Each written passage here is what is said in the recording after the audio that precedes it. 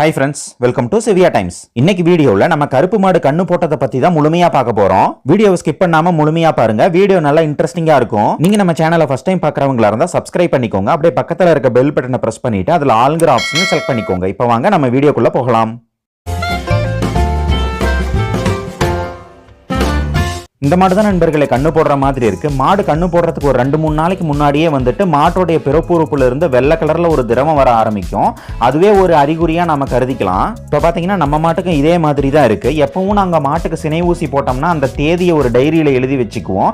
அதை வச்சுதான் நாங்க கால்குலேட் பண்ணுவோம். கண்ணுக்குட்டி எப்ப போடும் அப்படிங்கறத ஒரு தோராயமா ஒரு தேதி நம்ம கண்டுபிடிக்கிறதுக்கு அது ஒரு ஹெல்ப்ஃபுல்லா இருக்கும். இப்போ நம்ம மாட்டுக்கு கண்ணு போடுறதுக்கான வழி வர ஆரம்பிச்சிருச்சு. மாடுகள் கண்ணு போடுறதுக்கான வழி வந்துச்சுனாலே மாடுகள் அமைதியா இருக்காது. அங்கேயும் இங்கேயும் நடந்துகிட்டு இருக்கும். ஒரு மாதிரி அனீசியாவே இருக்கும். பொதுவாக மாடுகளுக்கு இந்த மாதிரி வலி வந்ததுக்கு அப்புறம் நடந்துகிட்டே இருக்கும். ஆனால் சில டைம் வலி தாங்க முடியாம படுக்கும். எப்பவும் மாடு படுத்ததுக்கு அப்புறம் தான் கண்ணுக்குட்டியோடைய காலும் தலையும் லைட்டா வெளியே வர ஆரம்பிக்கும். வீடியோவுடைய கிளாரிட்டி ஆரம்பத்தில் கொஞ்சம் கம்மியா இருக்கும். கொஞ்சம் அட்ஜஸ்ட் பண்ணிக்கோங்க. இப்போ பார்த்தீங்கன்னா பனிக்கூடம் லைட்டாக வெளியே வர ஆரம்பிக்குது. பனிக்கூடம் வெளியே வந்ததுக்கு அப்புறம் தான் காலும் தலையும் லைட்டாக வெளியே தெரிய ஆரம்பிக்கும். இந்த மாட்டுக்கு செனை ஊசி போடும்போது பியூர் HF ஊசி போட்டுட்டாங்க. அதனால கண்ணுக்குட்டி கொஞ்சம் பெரிய சைஸ்ல இருக்கிறதுக்கான வாய்ப்பு அதிகமா இருக்கு. அதனால தான் மாடு ரொம்பவே சிரமப்பட்டுக்கிட்டு இருக்குது. இப்போ இந்த மாதிரி டைம்ல நாமளும் மாட்டுக்கு கொஞ்சம் ஹெல்ப் பண்ணணும். பக்கத்துல போய் கண்ணுக்குட்டியுடைய காலையும் தலையும் லைட்டா பிடிச்சி வெளியே இழுக்க ஆரம்பிக்கணும். ரொம்ப ஓவரா பிடிச்சி இழுத்துறக்கூடாது. லைட்டா பொறுமையா பூ போல தான் இழுக்கணும். அம்மா ஒருத்தராலேயே இதை பிடிச்சி இழுக்க முடியலங்கிறதுனால அப்பாவும் ஹெல்ப்புக்கு வந்துட்டாங்க. கொஞ்ச நேரத்தில் பார்த்தீங்கன்னா கண்ணுக்குட்டியை வெளியே இழுத்து போட்டாச்சு. அதுக்கப்புறம் பார்த்தீங்கன்னா மாடு ரொம்ப சோம்பலா இருக்கும். கண்ணு போட்டதில் ரொம்ப அசதியா இருக்கும். அதனால உடனே எனர்ஜி பூஸ்டர் கொடுக்குற மாதிரி மாட்டுக்கு வெள்ளை கரைசல் தண்ணி கொடுக்கறதுக்கு ரெடி பண்ணிக்கிட்டு இருக்கிறோம். நம்ம பெரும்பாலும் நம்ம மாடுகள் கண்ணு போடுறதுக்கான அறிகுறி வந்த உடனே கடைக்கு போயிட்டு ஒரு 2 கிலோ அளவுக்கு இந்த உருண்டை வெல்லம் வாங்கிட்டு வீட்டில் ஸ்டாக் வச்சுக்குவோம். என்னடா நம்ம பண்ணைக்கு புதுசா ஒரு ஜீவன் வந்திருக்குது, குட்டி ஜீவன் ஒன்று புதுசா பிறந்திருக்குதுன்னு சொல்லிட்டு பக்கத்தில் இருக்கிற கண்ணுக்குட்டியும் பாருங்க அந்த குட்டி கண்ணுக்குட்டியை மோந்து பார்த்துக்கிட்டு இருந்தது. வெள்ளத்தை நல்லா வெந்நீர்ல போட்டு நல்லா காய வச்சு இப்ப பாத்தீங்கன்னா அதை கொண்டு மாட்டோடைய தொட்டியில ஊத்தியாச்சு. அது கூடவே கொஞ்சம் நார்மல் வாட்டரையும் திறந்து விட்டாச்சு. இது ரெண்டும் நல்லா கலந்ததுக்கு அப்புறம் நல்லா சூடு தணிகிற அளவுக்கு வந்ததுக்கு அப்புறம் தான் மாட்டை பிடிச்சிட்டு இதுல கட்டணும். கண்ணுக்குட்டி பிறந்து ஒரு தோராயமா ஒரு 3/4 மணி நேரம் தான் இருக்கும். இப்ப பாத்தீங்கன்னா அதுவே தன்னால எந்திரிச்சு நின்று பாலை குடிக்கிறதுக்கு அதுவே தேடி போக ஆரம்பிச்சிருச்சு. ரொம்ப நேரமா தேடிக்கிட்டு இருந்தது. அதுக்கப்புறம் அப்பா தான் அது கொஞ்சம் ஹெல்ப் பண்ணி கொஞ்சம் பால் குடிக்க வச்சாங்க. நம்ம மாடு கண்ணுக்குட்டி போட்டது ஒரு சாயந்தர நேரத்தில் தான் போட்டுச்சு. இந்த மாதிரி சாயந்தர நேரத்தில் போட்டுச்சுன்னா நமக்கு சிவராத்திரியாக போயிடும். ஏன்னா மாடு செத்த போடுறதுக்கு நைட்டு எந்த நேரம் செத்த போடும்னே நமக்கு தெரியாது. அதனால் அப்பா கட்டல் போட்டு மாட்டுக்கு பக்கத்திலே படுத்துக்கிட்டாங்க. மாடு செத்த போடுறதுக்கு அதாவது நஞ்சு கொடி போடுறதுக்கு நைட்டு ஒரு 12 மணி ஆயிடுச்சு. இப்போ பார்த்தீங்கன்னா காலையில் விடிஞ்சிருச்சு. மாடு போட்ட செத்தை எல்லாத்தையும் அப்பா ஒரு அன்னக்கூடையை எடுத்து தனியாக வச்சுட்டாங்க. இந்த மாதிரி மாடு நஞ்சு கொடி போடும்போது நம்ம பக்கத்துல இருந்து பார்த்துக்கணும். ஏன்னா சில மாடுகள் என்ன பண்ணும்னா நம்ம பக்கத்துல இருந்து பார்க்காத விட்டுட்டோம்னா நஞ்சு கொடி போட்டுட்டு அதை எடுத்து சாப்பிட ஆரம்பிச்சிடும். அதனால மாடுகளுக்கு உடல்நல கோளாறு ஏற்படுறதுக்கான வாய்ப்பு இருக்கு.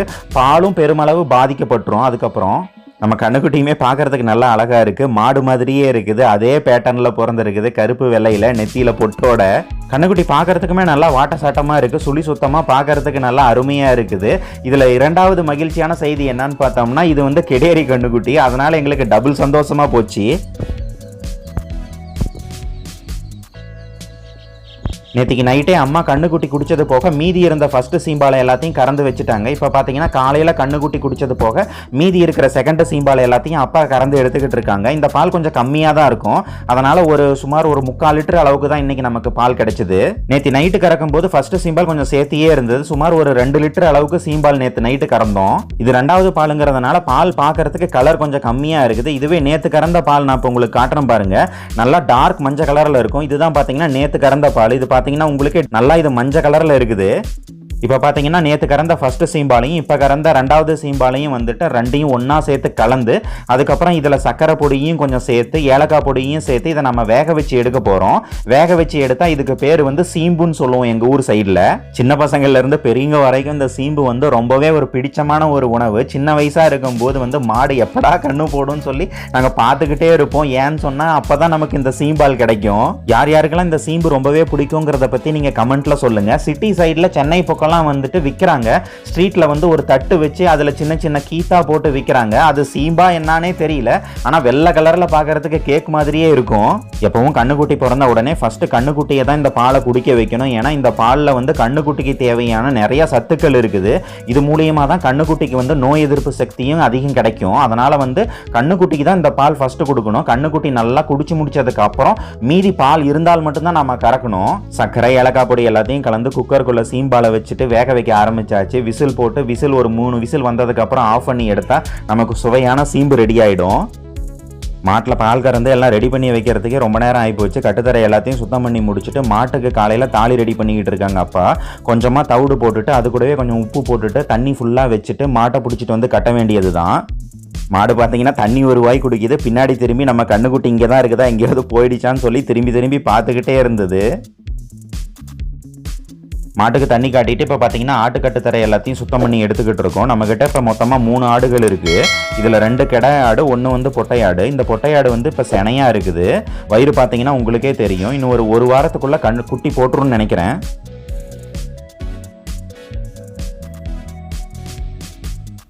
இந்த வருஷம் வெயில் பயங்கர உக்கிரமாக இருக்குது. காலையில் ஒரு 10 மணிக்கு மேலே வெளியவே தலை காட்ட முடியல. மாடுகள் எல்லாத்தையும் கொண்டு வந்து மரத்தடி நிழலில் கட்டியிருக்கோம்.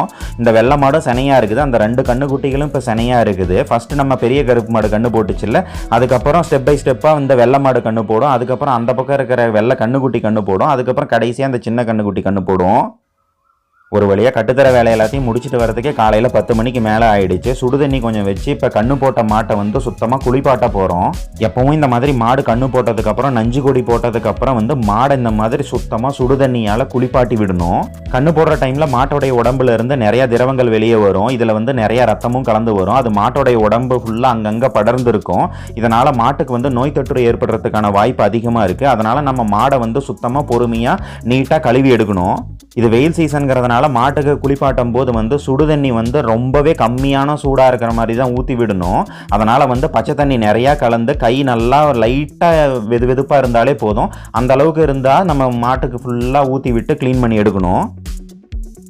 மாடை நல்லா குளிப்பாட்டி விட்டதுக்கப்புறம் பார்த்தீங்கன்னா லைட்டாக மஞ்சப்பொடி கையில் எடுத்துகிட்டு அதை தண்ணியில் கரைச்சி மாட்டோடைய பிறப்பு உறுப்பு, அதுக்கப்புறம் சுற்றி இருக்கிற வால் பகுதி, இது எல்லாத்துக்கும் வந்து நல்லா பூசி விடணும். மஞ்சள் வந்து ஒரு நல்ல கிருமி நாசினி. அதனால் வந்துட்டு மாடுகளுக்கு வந்து நோய் தொற்று ஏற்படாமல் இது நல்லா பாதுகாக்கும். அதுக்கப்புறம் குங்குமத்தையும் கொஞ்சம் கரைச்சி மாட்டுக்கு நெத்திக்கும் பொட்டு போட்டுட்டு அதுக்கப்புறம் கண்ணுக்குட்டியோடைய நெத்திலையும் லைட்டாக தண்ணி தொளிச்சு விட்டு அதுக்கும் பொட்டு போட்டு விட்டாச்சு. கண்ணுக்குட்டியும் மாட்டியும் அப்படியே கொண்டு போய் முதல்ல தள்ளி கொண்டு போய் வந்து மரத்தடி நிழலில் கட்டி விடுறதுக்காக பிடிச்சிக்கிட்டு போயிட்டு இருக்கோம். கண்ணுக்குட்டி அங்கேயே இருக்குது. அதனால் வந்து மாடு போகிறதுக்கு யோசிச்சுக்கிட்டு தான் வந்தது. இப்போ பார்த்தீங்கன்னா சாயந்தரம் ஒரு 5 மணி ஆயிடுச்சு. மாடுகள் எல்லாத்தையும் கட்டுத்தரையிலேருந்து பிடிச்சிட்டு போயிடாச்சு. இப்போ பார்த்தீங்கன்னா கண்ணுக்குட்டியை பிடிச்சிக்கிட்டு போக வந்திருக்கோம். பையனுக்கு பாசம் தாங்க முடியல. கண்ணுக்குட்டியை கட்டி பிடிச்சி முத்தம் கொடுத்துக்கிட்டே இருந்தான். ஊர்லேருந்து லீவுக்கு தங்கச்சி பையனும் பொண்ணும் வீட்டுக்கு வந்திருந்தாங்க. இப்போ இவங்க 3 பேர்த்துக்கு நான் ஒரு வேலை வச்சுருக்கேன். நீங்கள் என்ன பண்ணுவீங்களோ தெரியாது. படுத்திருக்கிற கண்ணுக்குட்டியை எழுப்பி விட்டு இதை கொண்டு வந்து மாட்டுக்கிட்ட கொண்டு வந்து சேர்க்கறது உங்கள் வேலை அப்படின்னு சொல்லிட்டு நான் போயிட்டேன். இப்போ பார்த்தீங்கன்னா பொறுமையாக அந்த கண்ணுக்குட்டியை எழுப்பி விட்டுக்கிட்டு இருக்கிறாங்க. எப்பவும் இந்த மாதிரி பிறந்த இளங்கண்ணுக்குட்டிகளை வந்து ஒருத்தர் மட்டும் பிடிச்சி இழுத்துக்கிட்டு போகும்போது கொஞ்சம் ஜாக்கிரதையாக இழுத்துக்கிட்டு போகணும். ஏன்னா கயிறு ஒரு கையில் பிடிச்சிக்கிட்டு பின்னாடி வந்து நம்ம தள்ளினா தான் கண்ணுக்குட்டி வரும். இல்லைனா கழுத்து இறுக ஆரம்பிக்கும், கண்ணுக்குட்டி வராது. கண்ணுக்குட்டியை மாட்டுக்கிட்ட கொண்டு போய் விட்ட உடனே அடுத்த ரவுண்டு பால் குடிக்க ரெடி ஆகிடுச்சு. எப்பவும் இந்த கண்ணுக்குட்டிகள் இப்படி தான் பண்ணும். பிறந்த கண்ணுக்குட்டிகள் வந்து பால் கொஞ்சம் நிறையா குடிக்கும். பால் நல்லா குடிச்சிட்டு மயக்கத்தில் மல்லாந்து அடித்து ரொம்ப நேரம் தூங்கிக்கிட்டே இருக்கும். சில டைம் கண்ணுக்குட்டிகள் இந்த மாதிரி சீம்பால் நிறையா குடிக்க ஆரம்பிச்சிடும். அந்த மாதிரி நிறையா குடிச்சிருச்சுன்னா வந்துட்டு அதுக்கு ஜீரண கோளாறு ஏற்பட்டுரும். அதனால் வந்துட்டு லூஸ் மோஷன் ஆக ஆரம்பிச்சிரும்.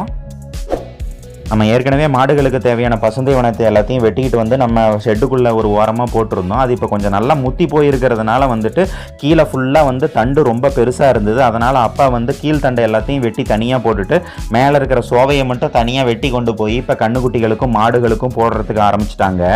மொத்தமாக இந்த தட்டை அப்படியே மாடுகளுக்கு போட்டோம்னா மேலே இருக்கிற சோவையை மட்டும் சாப்பிட்டு தண்டை எல்லாத்தையும் அப்படியே வேஸ்ட் பண்ணிடும். இந்த மாதிரி தனியாக பிரித்து போட்டோம்னா வேஸ்டேஜ் இல்லாமல் சாப்பிடும்.